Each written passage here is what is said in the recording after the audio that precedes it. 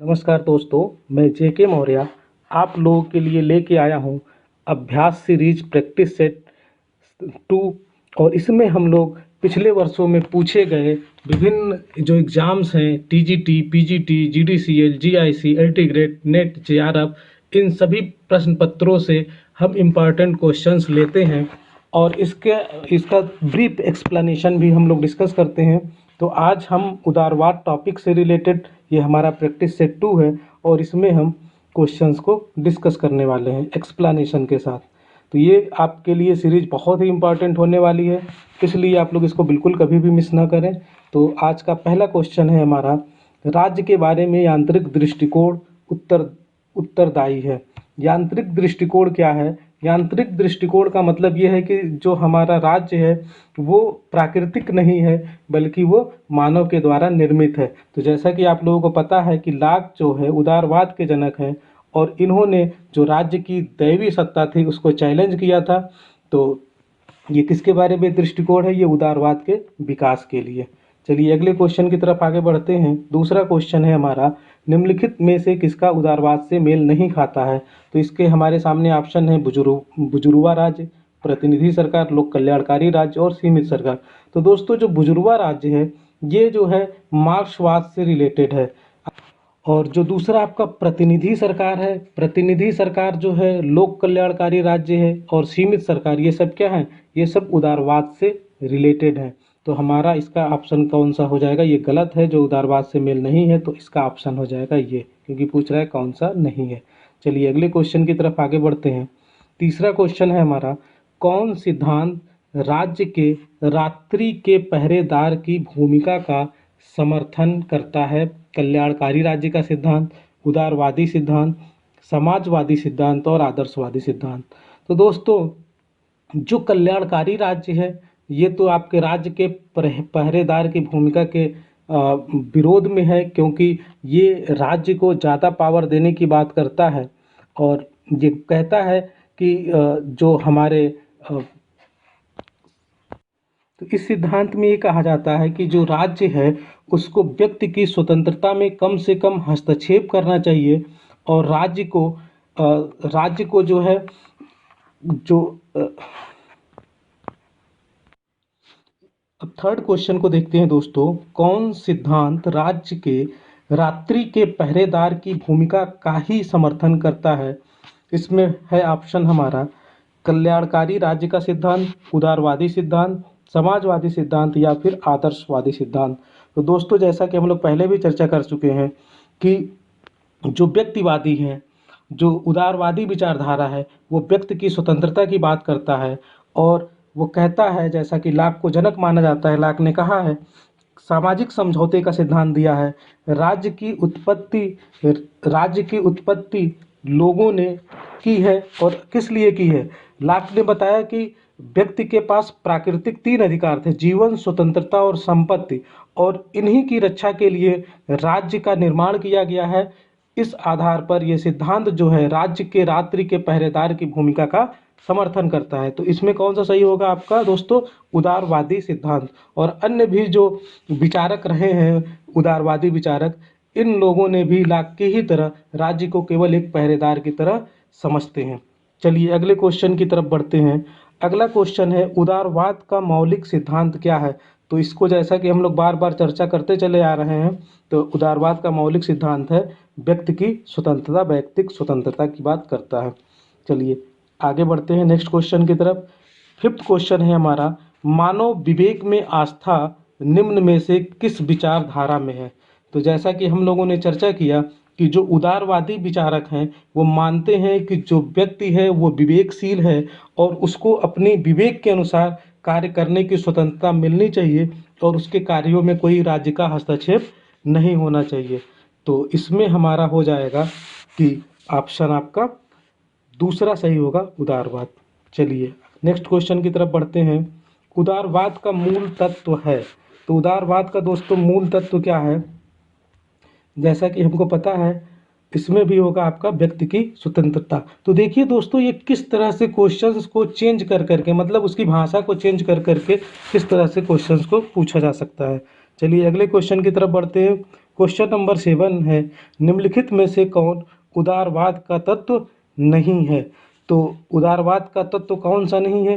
देखिए, स्वतंत्र बाजार अर्थव्यवस्था इसमें तो है ही ये, क्योंकि व्यक्ति जब खुला रहेगा तो पूंजीवादी अर्थव्यवस्था का समर्थन करेगा। ठीक है, तो ये स्वतंत्र बाजार अर्थव्यवस्था की हम बात करते हैं, मुक्त व्यापार की भी बात करता है और स्वतंत्रता की भी बात करता है।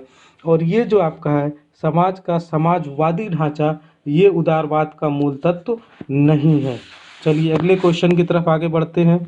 नेक्स्ट क्वेश्चन है हमारा, निम्नलिखित में से कौन सा राज्य का उदारवादी सिद्धांत है? तो इसमें देख लेते हैं कौन सा है आपका, उपयोगितावाद, व्यवसायिक समूहवाद, श्रेणी समाजवाद और फांसीवाद। तो इसमें कौन सा होगा? तो दोस्तों ये जो उपयोगितावाद है, उपयोगितावाद का सिद्धांत ये कहता है, ये अधिकतम लोगों के अधिकतम सुख की बात करता है। तो इसके जो समर्थक हैं इस विचारधारा के मुख्य रूप से बेंथम और आपके जॉन स्टुअर्ट मिल हैं।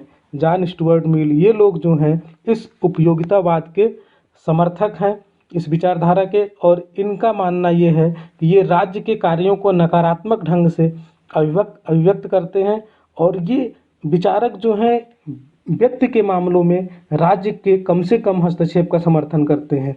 तो इसमें क्या है, अधिकतम लोगों का अधिकतम सुख, इसका जो है मेन वाक्य है। तो इसमें हमारा हो जाएगा ऑप्शन उपयोगितावाद। चलिए अगले क्वेश्चन की तरफ बढ़ते हैं। नेक्स्ट क्वेश्चन है, इसमें स्टेटमेंट दिया है, कथन और कारक, इसको हमें देखना है। तो इसमें क्या है आपका कि सकारात्मक उदारवाद राज्य को कुछ कार्य सौंपता है। ठीक है, और इसका कारण क्या है, वह संपूर्ण समाज का सामाजिक कल्याण राज्य को सौंपता है। तो इसमें आपको देखना है कि ए और आर दोनों सही हैं। ए की सही व्याख्या नहीं है, दोनों सही है लेकिन सही व्याख्या नहीं है। ए और आर दोनों सही हैं, आर ए की सही व्याख्या है। तो इस तरह से स्टेटमेंट दिया हुआ है। तो दोस्तों इसमें से हमारा बी वाला सही हो जाएगा। ए और आर दोनों सही हैं, और आर जो है ए की सही व्याख्या है, क्योंकि सकारात्मक उदारवाद क्या है, सामाजिक कल्याण की बात करता है, लोक कल्याणकारी राज्य की बात करता है, तो पूरे समाज के कल्याण की बात करता है। तो ये आपका स्टेटमेंट बी वाला सही हो जाएगा। चलिए अगले क्वेश्चन की तरफ आगे बढ़ते हैं। ये है हमारा सकारात्मक उदारवाद निकटस्थ है। तो जैसा कि हमें पता है कि लोक कल्याणकारी राज्य जो है, आज का जो हमारा प्रेजेंट सिनारियो है उसमें क्या है, जो लोकतांत्रिक व्यवस्था है ज़्यादातर देशों में, तो इसमें ये जो है ये सकारात्मक उदारवाद, ये कह सकते हैं कि लोकतांत्रिक समाजवाद के करीब में है। राष्ट्रीय समाजवाद नहीं हो सकता, श्रेणी समाजवाद नहीं हो सकता, संशोधनात्मक समाजवाद भी नहीं हो सकता है। चलिए अगले क्वेश्चन की तरफ आगे बढ़ते हैं। क्वेश्चन नंबर 11 है हमारा, व्यक्ति के स्वहित की सर्वोत्तम रक्षा होती है। व्यक्ति के स्वहित यानी सेल्फ, जो उसका इंटरेस्ट है, उसकी सर्वोत्तम रक्षा किसमें होती है? तो ये आपको पता है दोस्तों, बताने की जरूरत नहीं है, कौन है, उदारवाद में होती है। नेक्स्ट क्वेश्चन की तरफ आगे बढ़ते हैं। उदारवाद किसका हित चाहता है? तो आप बताइए, अभिजात्य वर्ग का, धनवानों का, निर्धनों का, सबका? तो निर्धन का तो नहीं चाहता है, क्योंकि अगर हम व्यक्ति को खुला छोड़ देंगे तो सबसे ज़्यादा समस्या किसको होगी? निर्धन को होगी, क्योंकि जिसके पास संसाधन है, जिसके पास पूंजी है, वो तो ग्रो कर जाएगा, लेकिन जो गरीब लोग हैं उनके लिए सबसे बड़ी समस्या हो जाएगी। तो निर्धन का हो जाएगा। सबका भी नहीं हो सकता, क्योंकि जब लोक कल्याणकारी जो राज्य होता है वो सबके हित की बात करता है। अब कौन सा बचा आपका? ये धनवानों की बात करता है। उदारवाद किसका हित चाहता है? धनवानों का, क्योंकि जिसके पास संपन्नता होगी, जिसके पास पूंजी होगी, वही इसमें ग्रो कर पाएगा, और बाकी लोग ग्रो शायद नहीं कर पाएंगे। चलिए अगले क्वेश्चन की तरफ आगे बढ़ते हैं। नेक्स्ट क्वेश्चन है हमारा 13 क्वेश्चन। इस क्वेश्चन में पूछा जा रहा है, इसमें पहला स्टेटमेंट है हमारा, उदारवाद मिश्रण है लोकतंत्र और व्यक्तिवाद का। दूसरा है मिश्रण है किसका? साम्यवाद और व्यक्तिवाद का। तीसरा समाजवाद और बहुलवाद का। चौथा है व्यक्तिवाद और मार्क्सवाद का। तो इसमें आप एलिमिनेशन मेथड का यूज करिए, फटाफट क्वेश्चन आ जाएगा। तो व्यक्तिवाद मार्क्सवाद के साथ कभी नहीं मेल खाता है, तो ये आपका गलत हो गया, क्योंकि मार्क्सवाद क्या करता है, वो पूंजीपतियों के नाश की बात करता है।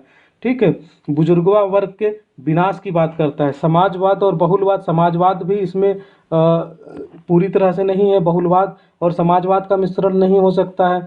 साम्यवाद व व्यक्तिवाद, साम्यवाद इसमें नहीं होगा व्यक्तिवाद में। अब क्या बचा आपका, लोकतंत्र और व्यक्तिवाद। हाँ दोस्तों, जो आधुनिक उदारवाद हमारा है वो लोकतंत्र व व्यक्तिवाद का सम्मिश्रण है। चलिए अगले क्वेश्चन की तरफ आगे बढ़ते हैं। क्वेश्चन नंबर 14 है हमारा कि इनमें से आधुनिक उदारवादी राज्य की कौन सी विशेषता नहीं है। नहीं शब्द को आप लोग देख लिया करिए, इनमें पूछ रहा है कौन सा नहीं है। तो स्वतंत्र व निष्पक्ष चुनाव, ठीक है, आधुनिक उदारवादी जो हैं वो स्वतंत्र और निष्पक्ष चुनाव की बात करते हैं। जनता को मूल अधिकार, ये तो मूल अधिकार के प्रबल समर्थक हैं। एक से अधिक राजनीतिक दल, ठीक है, एक से अधिक राजनीतिक दल होने चाहिए, इसका भी समर्थन है।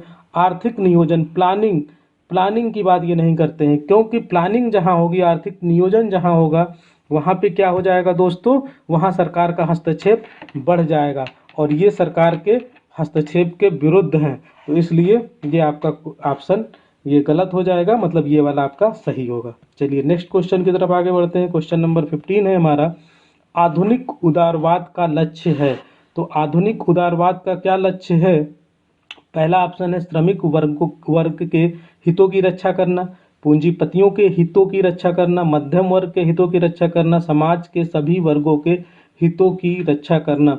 तो आधुनिक उदारवाद जो है, जब देखा समाजवादियों ने जब उदारवाद की आलोचना करना शुरू कर दी, तो जो हमारा आधुनिक उदारवाद है इसने क्या किया कि उन गुणों को भी ले लिया और ये जो है समाज के सभी वर्गों के हितों की रक्षा की बात करने लगे। तो जो हमारा आधुनिक उदारवाद है वो किसी श्रमिक वर्ग के हितों की रक्षा खाली नहीं करता, पूंजीपतियों के हितों की रक्षा नहीं करता, मध्यम वर्ग के हितों की नहीं रक्षा करता है, बल्कि समाज के सभी वर्गों के हितों की रक्षा। देखिए दोस्तों, आधुनिक उदारवाद है, केवल उदारवाद लिखा होता तब आपका ये नहीं होता, तब वो क्या होता, तब वो पूंजीपतियों के हितों की रक्षा करता। लेकिन जब आधुनिक उदारवाद की बात करेंगे तो वो समाज के सभी वर्गों के हितों की रक्षा का लक्ष्य है उसका। चलिए अगले क्वेश्चन की तरफ आगे बढ़ते हैं। क्वेश्चन नंबर 16 है हमारा, नीचे दो वक्तव्य हैं, एक को कथन दूसरे को कारण कहा गया है। तो इसमें हमें देखना है कि क्या चीज़ें हैं। चलिए देखते हैं। उदारवाद राज्य के कार्यक्षेत्र को सीमित करना चाहता है, ठीक है, उदारवाद जो है राज्य के कार्यक्षेत्र को सीमित करता है, तो पहला स्टेटमेंट तो सही है। उदारवाद व्यक्तिगत स्वतंत्रता पर बल देता है, ये भी सही है। तो इस तरह से पहला सही है और दूसरा भी सही है। ये कारण होना चाहिए दोस्तों, यहाँ गलती से बी टाइप हो गया है। तो हमारा जो है यानी कथन और कारक दोनों सही है, तो ये हमारा पहला स्टेटमेंट सही हो जाएगा। चलिए नेक्स्ट क्वेश्चन की तरफ आगे बढ़ते हैं। अगला क्वेश्चन है, इंग्लैंड में लॉर्ड बेवरिज प्रतिवेदन ने जिस राज्य की अवधारणा को प्रकट किया वह था, तो वह कौन सा था। जो लॉर्ड बेवरिज साहब थे इन्होंने, तो दोस्तों दिसंबर 1942 में इंग्लैंड में आधुनिक कल्याणकारी राज्य की अवधारणा लॉर्ड विलियम बेवरिज की जो रिपोर्ट आई थी उसके माध्यम से प्रस्तुत की गई थी। इन्होंने 5 बुराइयों का जिक्र किया था उस समय। कहा कि बेरोजगारी, बीमारी, अज्ञानता, भूखमरी तथा आश्रय अभाव, ये जो है 5 बुराइयां हैं। और इन्होंने डिमांड की थी सरकार से कि वो नागरिकों को पर्याप्त आय, पर्याप्त स्वास्थ्य सुविधा, पर्याप्त शिक्षा, पर्याप्त आवास तथा पर्याप्त रोजगार उपलब्ध कराएं। तो ये जो है हमारा, इसमें हमारा क्या हो जाएगा, तो ये सारी चीज़ें किस में आती हैं, कल्याणकारी राज्य की विशेषता है। तो ये इस अवधारणा के आधार पर प्रकट किया गया था। चलिए अगले क्वेश्चन की तरफ आगे बढ़ते हैं। कल्याणकारी सिद्धांत विश्वास करता है, तो ये मुझे बताने की ज़रूरत नहीं है, आप लोग समझ ही गए होंगे कि जो कल्याणकारी विचार है, जो कल्याणकारी सिद्धांत है, वो किस चीज़ की बात करता है, एक माध्यम की बात करता है। विश्वास करता है कि राज्य जो है वो एक माध्यम है और राज्य का कार्य क्या है कि इसका लोगों की जो अनिवार्य स्वतंत्रता है उनके साथ वो छेड़छाड़ न करे और लोगों को कल्याणकारी सेवाएं प्रदान करे। और ये लॉर्ड विलियम बेवरेज जिसकी बात हम लोगों ने अभी की, इन्होंने इन बुराइयों से लड़ने के लिए, जो सामाजिक बुराइयां थी, 5 बुराइयां जो हमने अभी डिस्कस किया है, उसके बारे में बात की थी, ठीक है। चलिए अगले क्वेश्चन की तरफ आगे बढ़ते हैं। नेक्स्ट क्वेश्चन है, निम्न में से कौन यह जानता है कि आधुनिक उदारवादी प्रजातांत्रिक राज्य एक औद्योगिक राज्य बन गया है। तो इसमें ऑप्शन है हमारा पहला सही है, गैलब्रेथ जो हैं इन्होंने एक पुस्तक लिखी द न्यू इंडस्ट्रियल स्टेट 1971 में, और इसके अंतर्गत इन्होंने तर्क दिया कि जो आधुनिक उदारवादी प्रजातांत्रिक राज्य है एक औद्योगिक राज्य बन गया है। और इन्होंने एक अपनी और इनकी जो रचना है द एफ्लुएंट सोसाइटी, और इसके अंतर्गत इन्होंने निजी सुसंपन्नता और सार्वजनिक दरिद्रता के सह अस्तित्व की बात की। मतलब एक तरफ तो निजी सुसंपन्नता है और दूसरी तरफ सार्वजनिक दरिद्रता है, दोनों एक दूसरे के अपोजिट चीज़ें एक साथ रह रही हैं। तो ये कौन है? गैलब्रेथ। और इनकी दोनों पुस्तकों का नाम आप याद रखें, पहली है द न्यू इंडस्ट्रियल स्टेट और एक इनकी और पुस्तक है द एफ्लुएंट सोसाइटी। ये दोनों इन्हीं की रचित पुस्तकें हैं। चलिए अगले क्वेश्चन की तरफ आगे बढ़ते हैं। हमारा नेक्स्ट क्वेश्चन है, किस राजनीति शास्त्री ने सामाजिक गतिशीलता, सामाजिक विभेदीकरण, आर्थिक परिवर्तन व राजनीतिक परिवर्तन को आधुनिकीकरण की विशेषताएं माना है? तो इसमें हमारा पहला ऑप्शन सही होगा